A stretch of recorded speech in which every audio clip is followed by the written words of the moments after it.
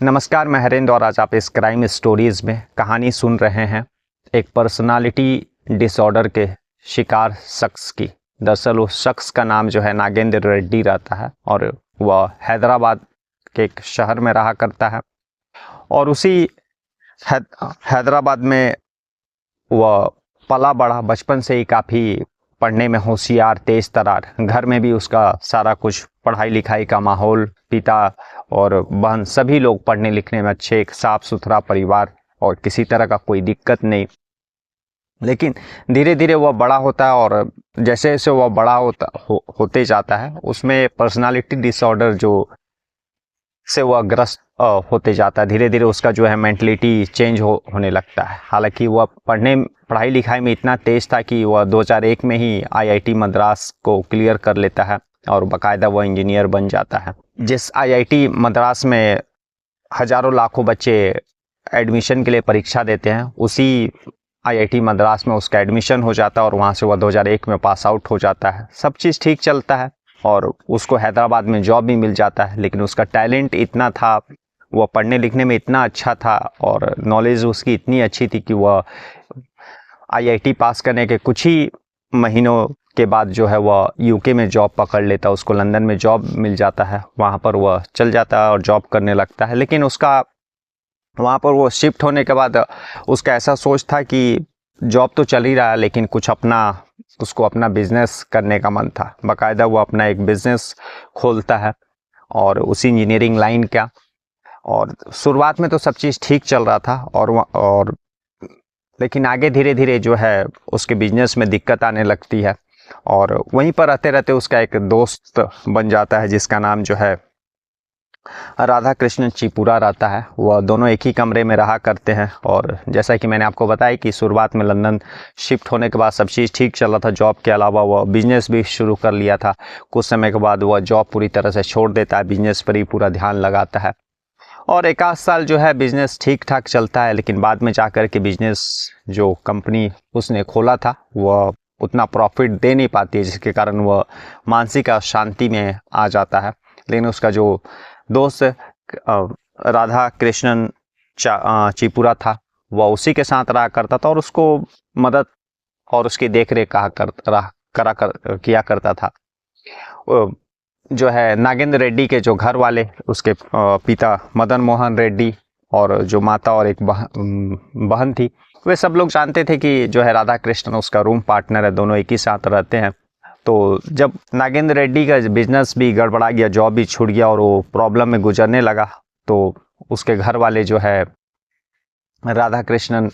चिपुरा को फ़ोन करते हैं और बोलते हैं कि बेटा तुम कम से कम नागेंद्र रेड्डी का थोड़ा ख्याल रखना, क्योंकि वह सदमे में है। उसका बिजनेस, जॉब भी छूट गया, जॉब भी उसने छोड़ दिया, बिजनेस भी ठीक ठाक से चल नहीं रहा। तब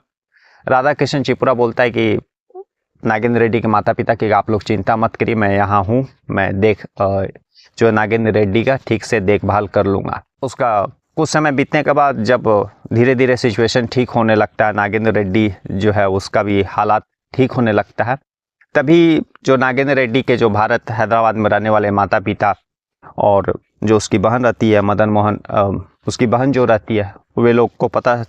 चलता है कि जो है राधा कृष्णन चिपुरा ने मतलब ख़राब समय में नागेंद्र रेड्डी का मदद किया, उसकी देखरेख किया करता था। इसलिए एक थैंक्स बोलने के लिए अपने बेटी को बोलते हैं कि एक मैसेज जो है राधा कृष्णन चिपुरा के मोबाइल पे तुम लोग कर दो कि भैया का बुरा समय में आपने साथ दिया, उसका देख रेख किया, वहाँ पर उसका कोई भी देख रेख करने वाला था नहीं। तो उसकी बहन, जैसा कि पिता बोलते हैं, और बहन जो है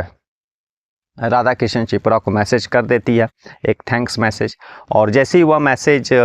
इत्तेफाक से नागेंद्र रेड्डी भी देख लेता है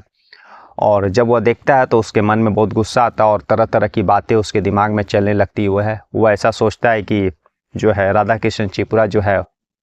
उसकी जो बहन है नागेंद्र रेड्डी की, उसको अपने बहन से अलग कर देगा, वह उससे शादी कर लेगा और बहुत तरह से इस तरह के ख्याल उसके दिमाग में घूमने लगते हैं।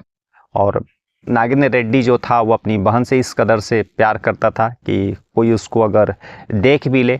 तो नागेंद्र रेड्डी जो है उसके लिए आग बबूला हो जाता था और उसी के लिए वह लड़ाई झगड़ा मारपीट पे उतारू हो जाता था। वह हमेशा उसको ऐसा डर लगा रहता था कि उसकी बहन को कोई दूर उससे नहीं कर दे और उन भाई बहन का जो रिश्ता जो है किसी तीसरे शख्स के कारण ख़राब नहीं हो जाए, इसलिए वो अक्सर अपने बहन को लेकर के बहुत ही पॉजिटिव रहा करता था। कोई देख भी ले उसकी बहन की तरफ तो उसको काफ़ी गुस्सा आता था, वह मारपीट पे भी उतारू हो जाता था। और यह डिजीज़ जो है पर्सनालिटी डिसऑर्डर के डिजीज़ का वह शिकार है। इसके घर में उसके माता पिता सभी लोगों को मालूम था, क्योंकि वह जब घर पर भी था तो कई दफ़ा अपनी बहन को लेकर के जो है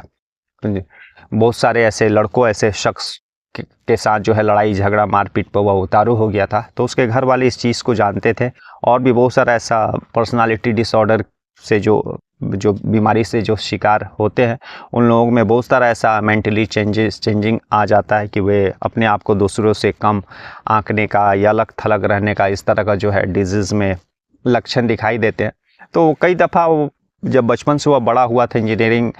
करने के लिए जब कॉलेज भी गया था या फिर बहन के साथ मार्केट भी जब वो जाता था, तो कई दफ़ा उसके हैदराबाद में भी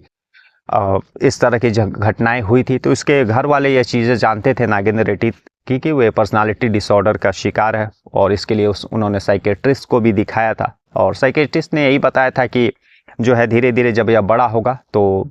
जो है उसकी हालत ठीक हो जाएगी और वह उस बीमारी पर्सनालिटी डिसऑर्डर का जो शिकार है उससे वह बाहर निकल जाएगा। लेकिन समय बीतते गया और कोई उसमें खास सुधार नहीं हुआ। फिर वह लंदन चल जाता है और फिर जब लंदन में जो उसका दोस्त राधा कृष्णन को उसकी बहन जो थैंक्स मैसेज करती है पिता के कहने पर, और जब वो मैसेज देख लेता है तो आग बबूला हो जाता है। उसी समय से उसके माइंड में अलग अलग ख्याल चलने लगते हैं कि राधा कृष्णन चिपुरा और मेरी बहन के बीच कुछ रिलेशन है, वह मेरी बहन को मुझसे अलग कर देगा। ये सारी बातें उसके दिमाग में चलती है और इसी के कारण वह जो है प्लानिंग बनाता है राधा कृष्णन चापुरा को जान से मारने का और बाकायदा इसके लिए वह प्लान बनाता है और वह कामयाब भी हो जाता है। 29 अक्टूबर 2004 को लंदन के एक इलाके में पुलिस को एक लाश मिलती है, लवारिस लाश जली हुई थी। पुलिस जब उस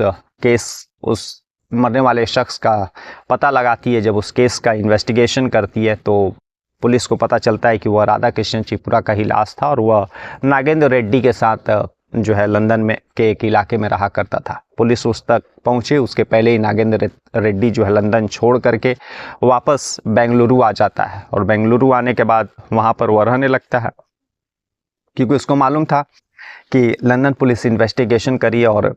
राधा कृष्णन चिपुरा का जो है पुलिस ने पहचान कर लिया है और सीधे तौर पे उसकी गिरफ्तारी होगी। तो उसके पहले ही वह लंदन छोड़ करके हैदराबाद इसलिए नहीं आता है क्योंकि उसको मालूम था कि जब लंदन पुलिस राधा कृष्णन चिपुरा का पता कर लिया और उसके साथ मुझे रहने वाले नागेंद्र रेड्डी का पता कर लेगी और उसका एड्रेस जब पता करेगी तो वह हैदराबाद की पुलिस उसके घर में दबिश देगी और उसको गिरफ्तार कर लेगी। इसलिए वह बेंगलुरु सीधे लंदन से बेंगलुरु उतरता है और वहाँ पर फिर वह जो है काम शुरू करता है और जॉब करने लगता है। वहीं रहते रहते घर वाले से भी कांटेक्ट करता है। घर वालों को भी मालूम रहता है कि नागेंद्र रेड्डी जो है वह बेंगलोर में रह रहा है। एक आध दफ़ा जो है बहन उसकी बेंगलुरु उससे मिलने के लिए गई थी और उसी दौरान जो है बेंगलोर में भी उसका एक रूम पार्टनर रहता है और संजीव बोल करके, और उसी से उसकी बहन एक आध दफ़ा वहाँ जब गई थी तो उससे बात कर ली थी और बस जब बात करते हुए नागेंद्र रेड्डी ने अपनी बहन को और उस संजीव को देखा तो फिर से आग बबूला हो गया और फिर उसका भी उसी तरह से कत्ल कर देता है। तो इस तरह से अपनी बहन को लेकर के उसने दो कत्ल किया, एक लंदन में, दूसरा जब वो बेंगलुरु में जब वो लंदन से वापस आता है भाग करके तो वह बेंगलुरु में भी रहने लगता। और जब घर वालों को पता चलता तो उसकी बहन एक आध दफ़ा उससे मिलने के लिए आई थी उसके रूम पर और वहाँ पर भी एक रूम पार्टनर उसके साथ रहा करता था और उसी रूम पार्टनर से जब उसकी बहन हाय बाय हुआ, बस इतना से ही वह उग्र हो जाता है और फिर उस शख्स का भी उसी तरह से प्लानिंग करता है कत्ल करने का और उसको अंजाम भी देता है। तो इस तरह से अपने बहन को लेकर के वह 2 दफ़ा जो है कत्ल कर देता है और फिर, लेकिन सबसे बड़ा बात है कि जब वह 2 दफ़ा बेंगलुरु में जब वह कत्ल करता है तो पुलिस उसको जो है गिरफ्तार कर लेती है। गिरफ्तार करने के बाद जब पुलिस सारा चीज़ पूछताछ करती है तब वह बताता है कि वह मेरी बहन से बात किया था और मुझे डर था कि जो है मेरा रूम पार्टनर संजीव वह मुझसे मेरी बहन को जुदा कर देगा और इस तरह का सारा चीज़ें वह पुलिस को बताता। पुलिस भी समझ जाती है कि जो पर्सनालिटी डिसऑर्डर का शिकार है। और उसके बाद लंदन पुलिस को भी नागेंद्र रेड्डी के बारे में पता चलता है, वह भी उसकी गिरफ्तारी की मांग करती है। लेकिन तब तक जब पुलिस इसको जेल भेजती है गिरफ्तार करके बेंगलुरु के अपने रूम पार्टनर संजीव के कत्ल में, तब वो एक दफ़ा जेल से हॉस्पिटल में एडमिट हुआ था, उसको बीमार पड़ गया था और उसी समय वह भाग जाता है। लगभग 2-3 दफ़ा वह जेल से भाग गया था पुलिस को चकमा दे करके, लेकिन लास्ट 7 अगस्त 2006 को जेल से भागा था और फिर अलग अलग क्राइम करते रहा, चोरी के लिए और रंगदारी के लिए और फिरौती के लिए। और उसके बाद 1 फरवरी 2011 को पुलिस एनकाउंटर में पुलिस उस नागेंद्र रेड्डी को आंध्र प्रदेश में हैदराबाद में ही उसको मार गिराती है। दरअसल जब वह 2 दफ़ा कत्ल किया था अपने बहन के कारण और निर्दोष 2 लोगों का, तब उसके बाद जब वह जेल गया तो उसको मालूम था कि अब वापस लौटना मुश्किल है, इसलिए वह जो है जेल जाने के बाद जो अलग अलग प्लानिंग बनाता था, बीमारी का झुटमुट का बहाना बनाता था और हॉस्पिटल में भर्ती हो जाता था। उसके बाद जो हॉस्पिटल में भर्ती होने के बाद कुछ दिनों के बाद वहाँ पर पुलिस को चकमा दे करके वह फरार हो जाता था और फिर बाहर निकलने के बाद वह अलग अलग तरह से क्राइम को अंजाम देता था, किसी से फिरौती मांग करके, किसी का सुपारी ले करके। तो यानी एक तेज तर्रार लड़का, शुरू से बचपन से पढ़ने